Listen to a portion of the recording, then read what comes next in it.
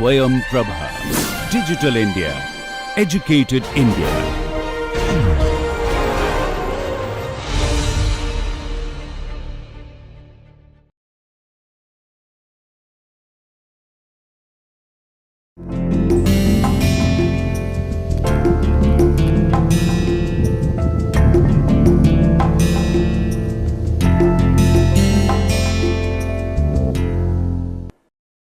Welcome back. Now discuss about the perpetual motion machines, okay, and as well as the Carnot cycles. Okay, so let me consider a device such as what is described here.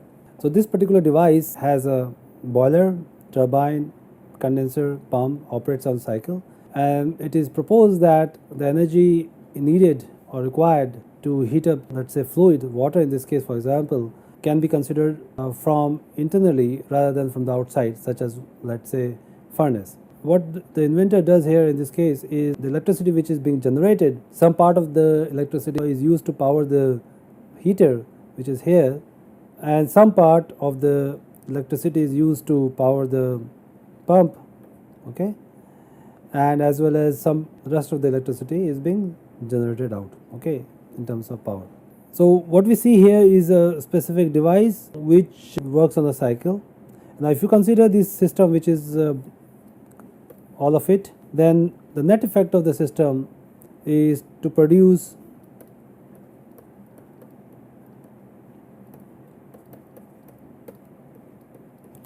this energy rate without considering any energy input. Thus whole output is just a generation of energy, and we know that energy cannot be generated continuously like this.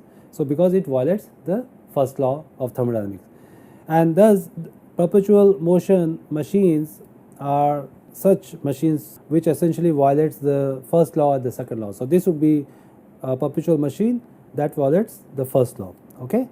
So this was the case where the violation was creation of energy, okay.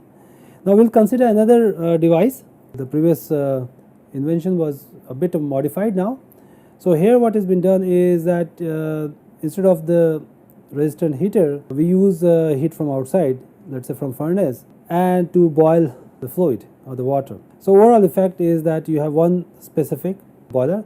However, the condenser which was part of this earlier, okay, was removed in order to reduce the losses of the heat. So the net effect here is that you have one specific heat input and the net output is here, which essentially means this is a complete conversion of heat in. This would be violation of the second law, which says that for a cyclic device you need to have more than one, or in other words, which says that it is impossible to have a device which operates on a cycle, which is this, where only one reservoir is used, okay, and produces a net output. So this is exactly the condition which violates the second law. So this is our example of perpetual motion that violates the second law of thermodynamics, okay. So numerous attempts have been made in order to come up with such devices, but till date no such device has been developed. So in other words, if something sounds too good to be true, it probably is, and this is an example of that. Okay, so let's ask a then more practical question. Now considering that we cannot have 100% efficient heat engine, so what is the maximum possible efficiency of heat engine? In order to address that question, let us first understand processes which are reversible processes. Okay, so let's first look at that, and then we can understand a bit more of the highest possible efficiency. So what is a reversible process? A process that can be reversed without leaving any trace on the surrounding. Now if you recall our earlier discussion of quasi-static equilibrium process, it was something which was within the system, okay, it never bothered about the surrounding. So here the reversible process is that you have to also consider the surrounding along with the system, and this is a process which can be reversed without leaving any trace on the surrounding, which means both the system and surrounding are returned to their initial state at the end of the reverse process, okay. So the examples are quasi-static equilibrium, expansion and compression of a gas, frictionless pendulum. Now in this particular case we are bothered by the fact that the surrounding has to be brought back to this original state. So in this, if you're considering quasi-equilibrium expansion and compression, then of course for a cycle your Q net should be 0 and W net should be 0. So this certainly reversible process is idealization, and typically all the processes in nature is an irreversible process, or the processes which cannot be reversed without leaving any trace on the surrounding are irreversible process, which of course would be realistic process. Okay, so the examples of such process would be membrane rupture of the gas, which fills the entire tank. In order to reverse completely to the original volume, we need to also remove heat from the gas. So essentially, once it fills up, if you want to bring it back to the original volume, you need to compress, and while compressing the heat will be generated. So in a sense, heat has to be removed, and the heat has to be removed in a way that heat has to be converted to the work completely in order to reach its temperature. Okay, and this conversion of heat to work completely is a violation of the second law of thermodynamics. Thus, this cannot be reversed to its without leaving any trace on the surrounding. The other example would be your friction based processes, because friction makes the process irreversible because of the heat losses. So as I mentioned already, that all the processes in the nature are reversible. So in that case, why we are interested in reversible process when they are the natural processes are irreversible? Because of the fact that reversible processes are easy to analyze. They serve as a kind of idealized model, act like a kind of aim for achieving such a process, or close to that possible process. So this becomes a theoretical limits, okay, to which any actual process can be compared. Some processes are more reversible than others. So why do we approximate reversible process, or why we try to mimic such process? Because reversible process deliver the most and consumes the least process. Okay, so it makes the typical heat engine the most efficient if we consider all the part of the heat engine processes as a reversible process. Okay, so this is an example of a slow reversible process where the expansion and compression have the same pressure distribution. On the other hand, if it's a fast process, then the pressure distribution or the properties during the expansion and compression are going to be different, and thus they are irreversible. So what are the factors that cause a particular process to be irreversible? Okay, they are friction, unrestricted expansion, for example, mixing of fluids, heat transfer across a finite temperature difference, electrical resistance, inelastic deformation of solids, and any specific chemical reaction. Okay, the presence of any of these particular effects will render process irreversible. Okay, so this is an example of that. As I said, is a mixing of two different substances, a specific heat transfer where there is a temperature, discrete temperature difference.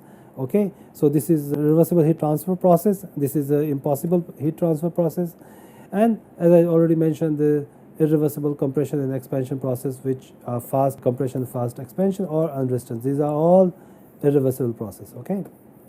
Okay, so there are processes which we would be considering internally reversible, externally reversible, and totally reversible. So let me just describe a bit, and then you can connect to our earlier discussion of quasi-equilibrium process, where we consider all this boundary work in those considerations.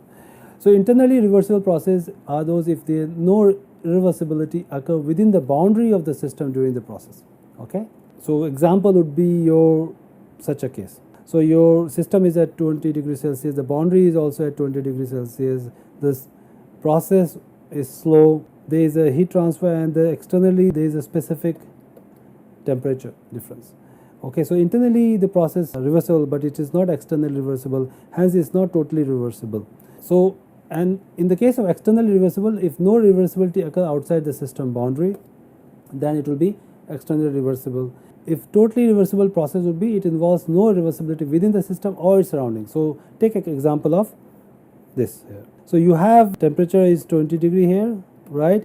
And outside temperature is slightly higher than that inside, or rather I should say it's infinitesimally higher than that of the system, and hence there is a heat transfer, but the process is extremely slow. This is the case of totally reversible process. So in other words, a totally reversible process involves no heat transfer through a finite difference. So this will not be considered as a finite because the difference in the temperature is extremely small. So this, for example, this one, there is a finite difference, and hence this is not a totally reversible.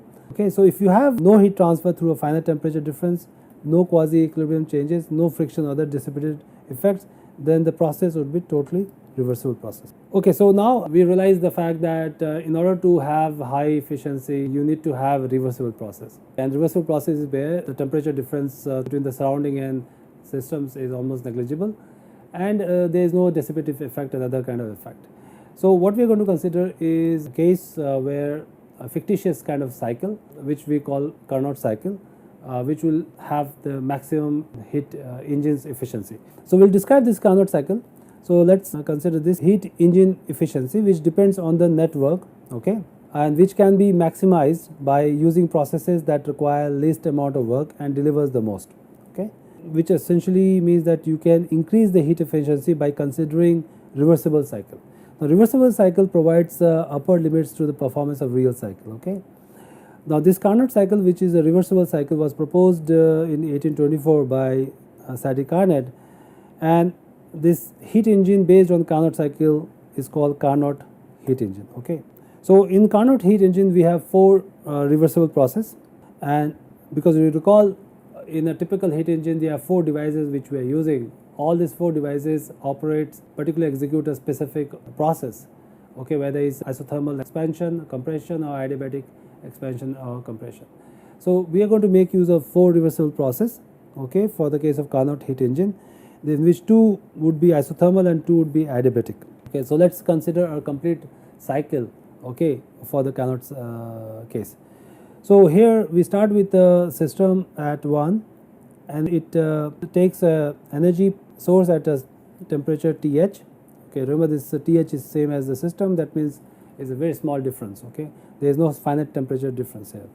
So heat supplied is QH, and then it expands. This we will call reversible isothermal expansion at a constant TH by transferring QH. Then we insulate this. So this is insulation for the second process 2 to 3. This is a reversible adiabatic expansion, and here the gas further expand at Q is equal to 0. Since it expands, the temperature lowers to TL. Now we would like to bring this system to its original state. So the first thing which we do is we reversibly compress it by transferring heat to a sink at a constant temperature. So that will be reversible isothermal compression. Okay, here the transfer is occurring at TL, and then we again insulate it. So this will be, and there is a further compression, but now this will be a compression at adiabatic condition. So that will be reversible adiabatic compression, where the gas further compresses and returns to original or to initial state with the temperature TL. So that will be the complete 4 cycles, and then this cycle will make a complete process. So you can describe these particular 4 processes as on PV diagram.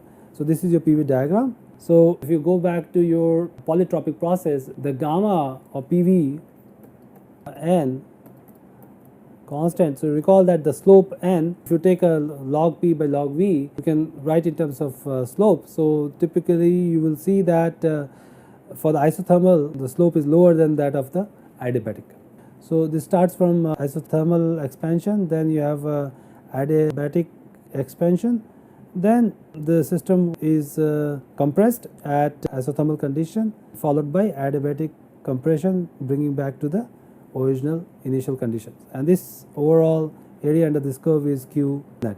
So the arrow indicates there is a heat transfer here from the surrounding to the system, and there is a heat transfer here from the system to the surrounding at isothermal conditions. Okay. Now this is a simple Carnot cycle. You can reverse the Carnot cycle because these are all reversible process, and if you reverse the process, then you get Carnot refrigeration cycle. And here simply the change in the arrow.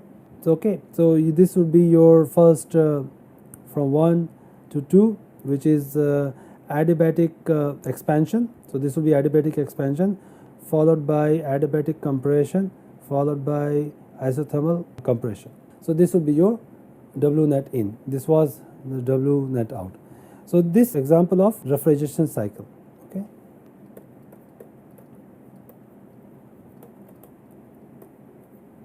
And this would be your Carnot heat engine. Okay. So I will end this particular lecture.